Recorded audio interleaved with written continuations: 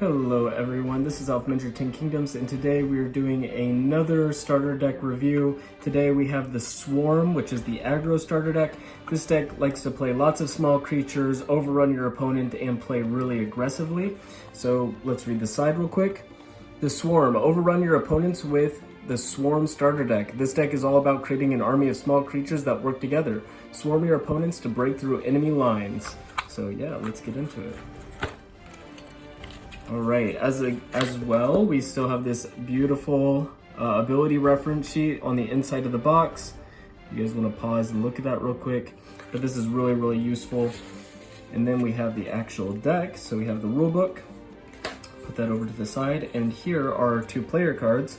So we have the Insect Alpha, which says pay 2 coins and exhaust your player. You may search your hand, deck, or graveyard for a creature card named Rumblebee and put it into an open zone in your territory. So this is a really great player card to help you get those small creatures early, get them onto the field, and really start attacking your opponents. This deck takes advantage of the soul damage mechanic in the game, so you like to trade your really small creatures for your opponent's really big creatures, because when you have a small creature die, you only take 1 soul damage, and when your opponent's big creatures die, they take more.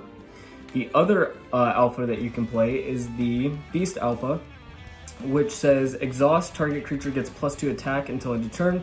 So this can really boost up your small creatures so they can take down your opponent's bigger creatures, or if you can attack your opponent's player card directly, this can help you get that extra 2 damage in there.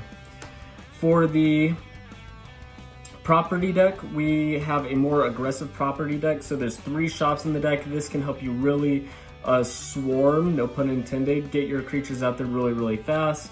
You have 4 merchant tents, and then you have, of course, 3 vendor carts. Next, we have the Rumblebee, the namesake of the deck. You have 3 copies of these. The Rumblebee is really great. It's a 2-1 for 1. It comes out on turn 1, really aggressive play, and can take care of a lot of your opponent's stuff, and then you can get it back with your Insect Alpha, so you don't have to be afraid of losing them. Let's see if I can put them, move this up a bit. Next, we have Crawling Hand. Crawling Hand is another 1-drop, but it has a little bit higher HP instead. This is also a really great card to help swarm the field and push monsters into your opponent's zones. So that's pretty good. And then in the level 2 slot, you have Loyal Hound, which Loyal Hound says it gets +4 attack if you control an adjacent creature, which is really great. A 6/2 for 2 is a really great card to have, and I love the flavor text on this. Man's best uncommon creature card. Yeah, really great card to have, especially in this deck where you care about having lots of creatures. You have 2 small slimes, which are 2/2s, and this pairs really well with Gelatinous Cube, which you have 1 of in the deck. You have 3 copies of Death Stag Beetle. So Death Stag Beetle says any creature dealt damage by it is immediately destroyed at the end of combat. So this can really trade with your opponent's big creatures and act as sort of a kill spell, which is really nice to have. For the higher level creatures, we have 2 copies of Goblin Hunting. These cards get massive attacks bonus when they're attacking, which is really nice. You have Force Field Wizard, which helps adjacent creatures you control gain protection from spells. So this is really nice to protect your Rumblebees, protect your small creatures from arrow volleys and things like that. You have 2 copies of Golden Knight. Golden Knight says adjacent creatures you control get +1 attack, so this can really pump up your Rumblebees. They'll turn them into 3/2s or 4/2s. 4/1s, which is really nice to have. You have 2 copies of Insect Soldiers. This is a generic bug card, 4/4, nothing too special. You have 1 copy of Cube of Slime, which when it dies, you get to search your deck for 2 small slimes and put them onto the battlefield in adjacent zones. This is really nice and really helpful. You have a Chimera, which gets an attack bonus when it's attacking, and when it is exhausted, if someone was to attack it, that creature would get poisoned, so it's also a really nice defense card. Right there. You have the Keldenhire Commander, which is sort of like the Golden Knight, except the creatures don't have to be adjacent, and all creatures you control get +1 attack, which is really nice to just finish off the game. He's a giant creature that comes out. Next, we're moving on to the spell package. So we have 2 swarm attacks. This says exhaust X level 2 or lower creatures and you deal X damage to any target or any non-player target. So what you can do with this, I think you have 2 of these in the deck. Where's the other one? Oh, there you go. You have 2 of these in the deck. So you can exhaust 3 Rumblebees to deal 3 damage, or you could exhaust, any of your level 2 or lower creatures to deal like 10 damage. So this is a great kill spell. Yeah. Next you have the core package like Grave Digging, Minor Healing Spell, and Bargain. These are just really solid cards. Heal spells, get creatures back from the graveyard, and of course draw cards, which is really nice in this deck when you want to have lots of creatures constantly coming onto the battlefield. These cards are on every single starter deck. You have 2 copies of Summon Flames. This can really help you deal with bigger threats or whittle your opponent's life points down.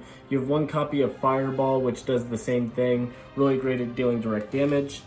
You have 2 copies of Mead, which gives target creature +2 attack until end of turn. So this can really amp up your Rumblebees if you need to get past a big creature, or give one of your bigger creatures enough enough attack to maybe take down your opponent.